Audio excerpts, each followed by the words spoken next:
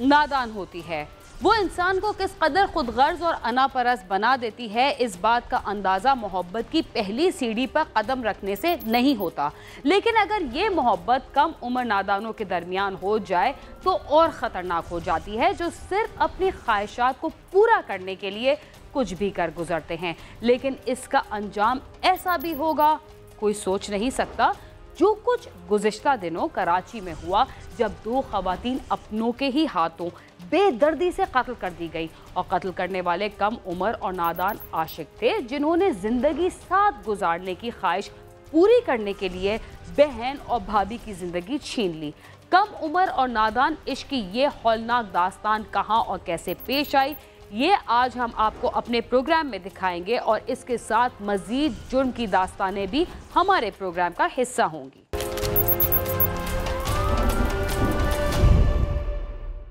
कराची में कम उम्री की नादान मोहब्बत ने खून सफ़ेद कर दिया। 18 साल लड़की सफ़ाक बन गई, जिसने रिश्ता देने से इनकार करने के जुर्म की पादाश में आशना के साथ मिलकर अपनों का ही गला काट दिया। मोहब्बत और सफ़ाकियत की दास्तान कहाँ, कब और कैसे परवान चढ़ी, और कत्ल होने वाले कौन थे और उन्हें कैसे कत्ल किया गया, आइए जानते हैं इस रिपोर्ट में।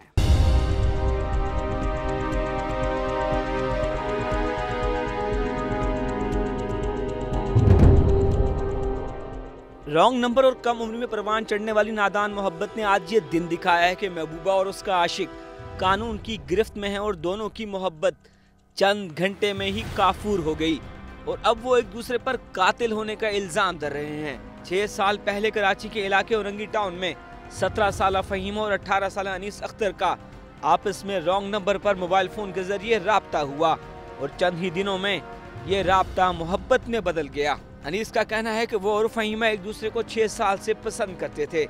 मकतूला के वालिद शाहीन खान का कहना है कि फहीमा और अनीस की शादी के लिए उन्होंने अनीस के घर वालों से बात तो की, लेकिन अनीस के घर वाले भी उसकी हडरामी और काम चोरी से तंग थे, इसलिए उन्होंने रिश्ता ही नहीं दिया। अनीस के घर वाले भी आए, और मज़े की बात है कि मैं अनीस के घर गया, बोला, बातचीत किया, हर चीज़ किया मैंने। उन लोगों ने, उनकी एक ही कॉल है कि ये इस काबिल है ही नहीं है कि मैं शादी कराऊंगा। अनीस के घर वाले रिश्ते पर राजी ना हुए तो चंद माह कबल अनीस फहीमा को घर से भगा कर ले गया था, लेकिन उन्हें फहीमा के चचा ने सिविल अस्पताल से पकड़ लिया था, जिसके बाद वो वापस घर आ गए थे। इसके घर वाले ने ये भी बोले थे, अगर तुम उस लड़की से शादी करती हो तो तुमको काट कर फेंक देंगे। एक बार ये भागी थी तो इससे बहुत मारा था, मुझे भी मारा था, 10-12 लोगों ने मिलकर इसके पापा और भाई ने मार खिलवाया था, और इससे भी घर ले आकर मारा था। लेकिन एक हफ्ते कबल फहीमा ने फिर अनीस से राब्ता किया, और इस बार उन्होंने एक बार फिर घर से भागने का मंसूबा बनाया। 5 सितंबर की रात को अनीस और फहीमा ने घर से भागने की मंसूबाबंदी की, और फहीमा ने इस रात को घर वालों को खाने में नशे की गोलियां मिलाकर दी, जो उसे अनीस ने लाकर दी थी। उसने कहा कि मेडिसिन दूंगा, क्योंकि मैं तुम्हें लेने आऊँगा तो सब जगह हुए होंगे, मैं तुम्हें मेडिसिन दूंगा, वो मेडिसिन तुम खाने में डाल के खिला देना। वो मैंने सिर्फ मेडिसिन डाल के अपने घर वालों को खिलाया है, और मैं जाके लेट गई। उसकी कॉल आई, उसने कहा कि मैं 3 बज चुका है, मैं आ रहा हूँ। मैंने कहा ठीक है।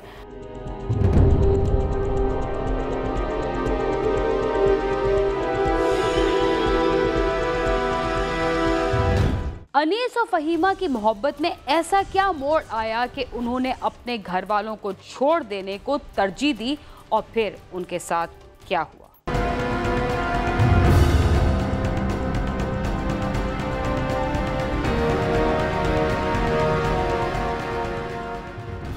और रात 3 बजे फहीमा ने अनीस को फोन करके घर बुलवाया, और फिर दोनों ने मिलकर फहीमा की बहन सुंबल और भाभी सदफ को तेज धार आले से कत्ल कर दिया। मैंने नहीं किया है, मेरा जो लवर था उसने किया था। मुझे उसने बताया भी नहीं था कि मैं मारूंगा या ऐसा वैसा कुछ करूंगा, ऐसा कोई प्लान नहीं था। दोहरे कत्ल की इस वारदात के चंद घंटों बाद ही पुलिस ने अनीस और फहीमा को हिरासत में ले लिया था, और पुलिस की हिरासत में आते ही इन दोनों की सारी मोहब्बत का भरम टूट गया। महबूब और महबूबा एक दूसरे पर इस घिनौनी वारदात का इल्जाम लगाते रहे। मैंने ना अपनी भाभी का कत्ल किया है, ना मैंने अपने आपी की कत्ल किया है, क्योंकि मैं अपनी बहन से बहुत प्यार करती हूँ। जो किया है सब इसने किया है, सब मुझे फंसाने की कोशिश कर रहे हैं। अब वो इतनी बुरी तरीके से फंस चुका है, वो सोच रहे हैं जब मैं फंसाऊँ तो मैं उसको ही फंसाऊँ। मैंने उसको कहा था कि 2 बच्चे छोटे छोटे नहीं करो, छोड़ दो, तो कहने लगी एक होना है तो करना पड़ेगा। फिर मुल्जिमा फ़हीमा का कहना है कि वो अनीस को पसंद तो ज़रूर करती थी, लेकिन कत्ल उसने नहीं किया बल्कि अनीस ने किया है। अब चूंकि वो फंस चुका है, लिहाजा उसे भी फंसाने की कोशिश कर रहा है। इस हवाले से मुल्जिमा ने क्या कहानी सुनाई वो भी सुन लें। मैंने साथ नहीं दिया उसका और मैंने नहीं मारा है, उसी ने मारा है। मुझे तो ये भी नहीं पता कि वो छुरी कब लाया, कहाँ से लाया, क्यों मारा। और मेरी बहन को, मैं तो अपनी बहन को गोद में लेके रो रही थी। अच्छा ये बताएं कि जब मुल्जिम ने आपकी बहन को कत्ल किया, फिर भाभी को करने जाता, तो आपने चीखी क्यों नहीं, मोहल्ले वालों को क्यों नहीं बुलाया? मैंने पूरे मोहल्ले वाले को इकट्ठा कर लिया था। हालांकि मेरी बहन की जब सांस चल रही थी ना, तो मेरी पड़ोसी की पड़ोसी वो आई, तो मैंने, उनका नाम रुखसाना है, उन्होंने कहा मुझे कि क्या हुआ बेटा। मैंने कहा आंटी ऐसा ऐसा बात है, किसी ने कत्ल कर दिया। बोले अच्छा बेटा आओ तुम रो नहीं। फिर वो आई मेरे साथ, वो मेरी सिस्टर से पूछने लगी ना कि बेटा कौन मारा, बताओ कि मेरी बहन, थोड़ा सांस चल रहा था मेरी बहन का, मेरी बहन उस टाइम तक बोली अनीस अनीस।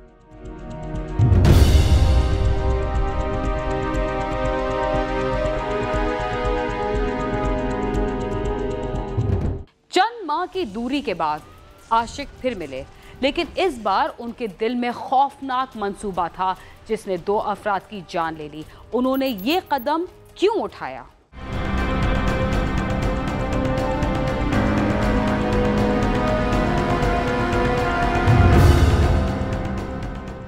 फ़हीमा क्या कह रही थी आपने सुना।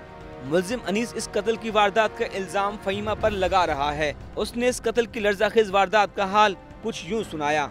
मैंने कत्ल नहीं किया, मैंने सिर्फ 8 बजे 60 रुपए की टैबलेट खरीदा था, 30 टैबलेट, इसको मैंने ख़रीद कर दिया। इसने पीस कर गोश्त का सालन पका था इसके घर पे, इसने उसमें मिलाया है सर। उसके बाद मेरी 10 बजे से बात हुई है, इसके पापा कोरंगी में थे, कोरंगी से आए सर। फिर उसने उनको खाना खिलाया। भाई 1:30 बजे, इसका भाई 1:30 बजे बाहर से वो खाना खाने नहीं मांग रहा था, लेकिन फिर भी इसने ज़बरदस्ती खिलाया खाना। 3:30 बजे मुझे इसने कॉल किया, मैं जागे ही बता। इसने मुझे बुलाया घर, मैं 4 बजने में 10 या 15 मिनट बाकी था, तो मैं इसके घर पहुंचा। फिर इसने गेट खोला, मैं अंदर गया, 5 मिनट बैठकर इससे बात हुई है मेरी। उसके बाद इसने अपने भाभी के कमरे में जाकर ब्लू कलर के ड्रम के पीछे से छुरा निकाल कर अपनी भाभी का गर्दन काटा और मैं उन पैर पकड़ा हूँ। मेन मुल्जिम तो यही है मोहम्मद अनीस, और वो जिसके बारे में जो बोलेगा वो हम उसको भी इंट्रोगेट करेंगे, शामिल तफ्तीश उसको भी करेंगे इंशाल्लाह। तो आला कत्ल भी हमें जो मिला है वो भी इसी ने, मुल्जिम ने दिया है। उसकी पॉइंटेशन पे ही हमने वो आला कत्ल जो है वो बरामद किया है। वो छुरी जिससे उसने उन औरतों दोनों को ज़बह किया है, वो भी हमें इसकी पॉइंटेशन पे मिला है। और वो जो जिसके बारे में लड़की के बारे में बोल रहा है, तो वो भी हमने उसको भी शामिल तफ्तीश किया हुआ है। फ़हीमा के वालिद और भाई का कहना है उन्हें रात पता भी नहीं चला कि वो कब सो गए, और कत्ल की वारदात के बाद भी उन्हें होश नहीं आ रहा था। उन्हें समझ ही नहीं आ रहा था कि क्या हो गया है। मैं आवाज़ दे रहा हूँ तो ये लोग आवाज़ नहीं दे रही।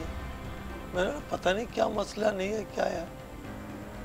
फिर उसके बाद मैंने देखा यार कि पोजीशन खराब लग रहा है। इसके बाद फिर मैं जरा सा जब उठा देखा तो लोग भरे हुए एकदम। क्या हुआ भाई?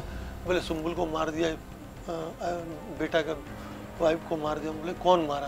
बोले पता नहीं कौन मारा। फिल्म देखते मेरा आँख बंद होने लगा। काफ़ी कोशिश कर रहा हूँ मैं फिल्म देख, क्योंकि मेरा रोज़ाना का आदत था 5 बजे सुबह तक मैं फ़िल्म देखता हूँ। कोशिश कर रहा हूँ लेकिन मेरा आँख बंद हो जा रहा। देखते बस मोबाइल भी गिर गया, और कब मैं सोया कब नहीं सोया, सो ही गया। कत्ल होने वाली सुंबल के वालिद शाहीन खान का कहना है कि उनकी किसी से कोई दुश्मनी नहीं थी और उन्हें नहीं मालूम था कि अनीस ये कदम उठाएगा, जबकि उन्होंने वाक़े में मुलव्विस मुल्ज़िमान के खिलाफ सख्त कार्रवाई का भी मुतालबा किया है। नादानी की मोहब्बत ने आज अनीस और फ़हीमा को ये दिन दिखाया है कि वो अपनी मोहब्बत को भूलकर एक दूसरे को मुर्द इल्ज़ाम ठहरा रहे हैं, और ज़माना तमाशा देख रहा है इस कम उम्री की मोहब्बत के इंजाम का। कैमरामैन ज़िशान अली के साथ सालिक शाह, समा, कराची।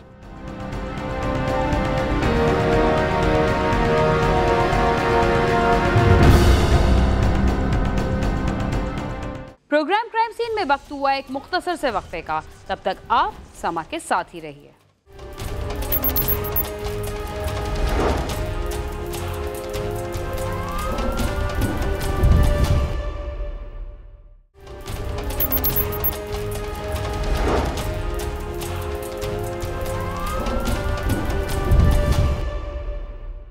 प्रोग्राम क्राइम सीन में एक बार फिर खुशामदीद। जिस तरह पुलिस वारदातों की रोकथाम के लिए जदीद आलात इस्तेमाल कर रही है, वहीं जराइम पेशा अफराद भी पीछे नहीं हैं। वो इस कदर मंसूबाबंदी के साथ वारदात कर रहे हैं कि बज़ाहिर नामुमकिन नजर आने वाली वारदात इंतहाई आसानी से कर गुजरते हैं।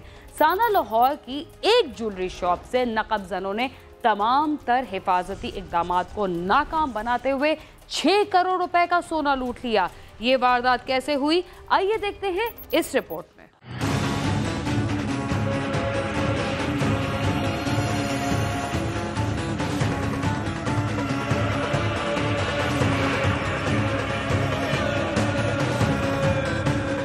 सांडा के इलाका चांदनी चौक मेन बाजार में वाकया एक ज्वेलरी शॉप का मालिक हस्बे मामूल अपनी दुकान पर पहुंचा और जैसे ही दुकान खोली तो तमाम सामान बिखरा पड़ा था और एक साइड की दीवार टूटी हुई थी। दुकान से 6 करोड़ मालियत का सोना गायब था, जिस पर उसने फौरी तौर पर पुलिस को इत्तला कर दी, जबकि मकामी ताजर भी वहां जमा हो गए। चोरों ने ज्वेलरी शॉप के अकब में एक कॉस्मेटिक्स की दुकान के ताले तोड़े और वहाँ से ज्वेलरी शॉप में नकब लगाई। मेरा तकरीबन 6 करोड़ का नुकसान हो गया। कितना सोना था? तकरीबन 6-7 किलो सोना था। और कितने बजे को वारदात हुई, को अंदाजा है? वारदात तो रात को ही हुई होगी, हमें तो छुट्टी थी, हम तो सुबह आए हैं तो किसी दुकानदारों ने फ़ोन किया तो आगे देखा है तो सारा वो लूट चुके थे। हमारा तो कुछ नहीं रह गया। ताजरों का कहना था कि उन्होंने सिक्योरिटी के लिए पुलिस की दी गई तमाम तर हदायत पर अमल किया, मगर फिर भी वारदात हो गई। बहुत बड़ा नुकसान हुआ है। पीछे दुकान से नकबजनी की गई है और ये देखें कि हमने हमेशा इंतजामिया के साथ, पुलिस के साथ ताउन किया है। इस वारदात की इत्तला मिलने पर आला पुलिस हुकाम भारी नफरी के हमरा मौके पर पहुंच गए। जायब कुआ से फिंगरप्रिंट्स और दीगर शवाहिद इकट्ठे किए गए। पुलिस ने इर्द गिर्द के दुकानदारों के बयानात भी रिकॉर्ड किए। पुलिस हुकाम का कहना है कि इस वारदात को जल्दी ही ट्रेस कर लिया जाएगा। ये चांदनी चौक की मार्केट है, ज्वेलरी शॉप है यहाँ पे, सादिक ज्वेलर्स के नाम से। ये इसके पीछे एक कॉस्मेटिक्स की दुकान है। किसी चोर ने रात को आके उस दुकान के ताले तोड़े और उधर से अंदर एंट्री लेके एक नकब लगाई है दीवार में और ज्वेलरी शॉप के अंदर चला गया है। फिर वहाँ से सेफे वगैरह तोड़ के और वहाँ पे ज्वेलरी सेट्स और जो सोना वगैरह जो था वो सारा वहाँ से ले गया। तो हमें यहाँ पे 5 किलो रिपोर्ट की गई है, अभी हम उसकी तस्दीक कर रहे हैं कि कितना सोना गया है। पुलिस हुकाम का कहना है कि इस तरह की वारदातें पहले भी हो चुकी हैं। शुबा है कि ये उसी गिरोह का काम है। मुलजमान का जल्द ही सुराग लगा लिया जाएगा। मुतासरा ज्वेलर ने आला हुकाम से मुतालबा किया है कि मुलजमान का फौरी सुराग लगाकर उन्हें गिरफ्तार करके मसरूका माल बरामद करवाया जाए। कैमरामैन मोहम्मद अली के साथ आमिर शहजाद, समा, लाहौर।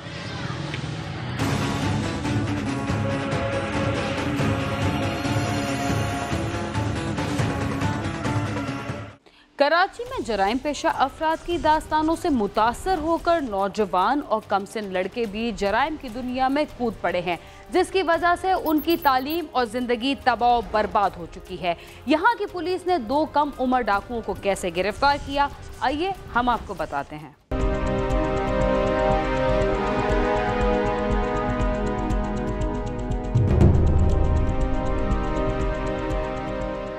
कराची में स्ट्रीट क्राइम उरूज पर है, जिससे कोई भी शहरी महफूज नहीं। कानून नाफिज करने वाले इदारे तमाम तर कोशिशों के बावजूद स्ट्रीट क्राइम की वारदातों पर काबू नहीं पा सके। बड़े बड़े डाकुओं की दीदा दिलेरी देखकर अब तो 9 उम्र लड़के भी स्ट्रीट क्राइम की दुनिया में कदम रख रहे हैं। हाथों में हथकड़ी लगे ये 2 कम उम्र तालिबे इल्म हैं, जो रोजाना 2-3 मोबाइल फोन छीन कर 8 से 10 हजार रुपए तक बना लेते थे, मगर वो ये पैसे अय्याशियों में उड़ा देते थे। उमर और मुजफ्फर बज़ाहिर मासूम दिखाई देते हैं, मगर अपने काम में 1 नंबर के माहिर हैं, जिन्हें सिटी डिवीजन पुलिस ने गार्डन के इलाके से उस वक्त गिरफ्तार किया जब वो एक शहरी को यरगमाल बनाकर लूट रहे थे। पुलिस का कहना है कि 9 उम्र डकैत लियारी के रिहायशी हैं, जिनमें उमर उर्फ परवेज 6ठी जमात और मुजफ्फर मैट्रिक का तालिबे इल्म है। स्ट्रीट क्रिमिनल्स ज़्यादातर जो है वो कम उम्र 9 उम्र तालिब इल्म हैं जो कि स्कूल से फ़रार हुए हैं। जो बढ़ते हुए नई उम्र के तालिब इल्म हैं वो इस तरफ राग़िब हो रहे हैं और वो जराइम के अंदर जो है वो हिस्सा ले रहे हैं। बल्कि जब एजुकेशन प्रॉपर नहीं होती तो ऐसे स्टूडेंट्स जो है वो मिसयूज़ हो जाते हैं। कम उम्र डकैतों का कहना है कि वो दोनों साथ मिलकर लूटमार की वारदातें करते थे। मोबाइल फ़ोन छीनने के बाद मिलने वाले पैसों से वो अय्याशियाँ करते, नशा करते, खाना खाते और जुआ खेलते थे। मुल्ज़िमान ने इस बात का एतराफ़ किया है कि वो कई अफराद को लूट चुके हैं और दिन में 4 से 5 मोबाइल फ़ोन शहरियों से लूट लेते थे। 14-15 दिन हुए फिर चोरियाँ कर रहा हूँ, फिर मैं और फिर ये चोरियाँ कर रहे बस। और ये फिर पैसे हम लोग आधा करके ये नशा करता था। मैं खा पी के कुछ जुए में हार जाता था कुछ या कोई चीज़ ले लेता था। फिर सर हम दोनों मिलके चोरियाँ करते थे। अभी गवर्नमेंट बॉयज़ सेकेंडरी रेक्सल लाइन स्कूल में पढ़ते थे, मैट्रिक क्लियर किया मैंने। सर मैं जो भी पैसे कमाते थे 4-5 हज़ार दिन में, सर दिन में 2 मोबाइल लेकर जाते थे। 1000-2000 रुपये का नशा करते थे, 2-3 हज़ार ये जुए में हारता था, कभी खाता था। सर 18-20 मोबाइल लेकर गए, सिर्फ मोबाइल लेकर जाते थे। खिलौना पिस्तौल ने बच्चों में जुराइम का रुझान परवान चढ़ा दिया है, जिनसे कम उम्र लड़के लूटमार की वारदातें करते हैं और अपनी अय्याशियों के अखराजात पूरे करने के लिए स्ट्रीट क्राइम की वारदातें कर रहे हैं, जो मुआशरे के लिए लम्हा-ए फिक्रिया है। आजकल आप देख सकते हैं सिटी एरिया के अंदर बोल्टन मार्केट और यहाँ पे बच्चे आते हैं छोटी उम्र के और वो खिलौना पिस्टल लेके आते हैं और वारदात करते हैं। पकड़े गए तो वो खिलौना है, अब आपका ऑफेंस ही कोई नहीं बनता, खिलौना था। लेकिन अगर देखा जाए तो ये बहुत बड़ा है। जिस शख्स को नहीं पता कि ये खिलौना पिस्टल है वो तो अपना सारा वॉलेट, कैश, एवरीथिंग मोबाइल दे देता है उसको। अल्टीमेटली आप देखते हैं कि क्राइम बढ़ रहा है, तो ऐसे लोग मिसयूज़ कर। शहर कराची में लूटमार की अक्सर वारदातों में नौजवान नस्ल ही मुलव्विस नजर आती है, जिसकी बुनियादी वजह बेरोजगारी और मुआशरे का मुआशी अदम तवाज़ुन है। कैमरामैन इम्तियाज अली के साथ सालिक शाह, समा, कराची।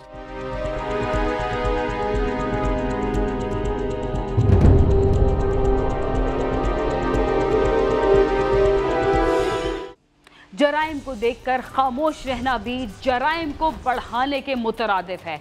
याद रहे कि जब तक हम जराइम के खिलाफ आवाज़ नहीं उठाते तब तक जराइम का खात्मा नामुमकिन है।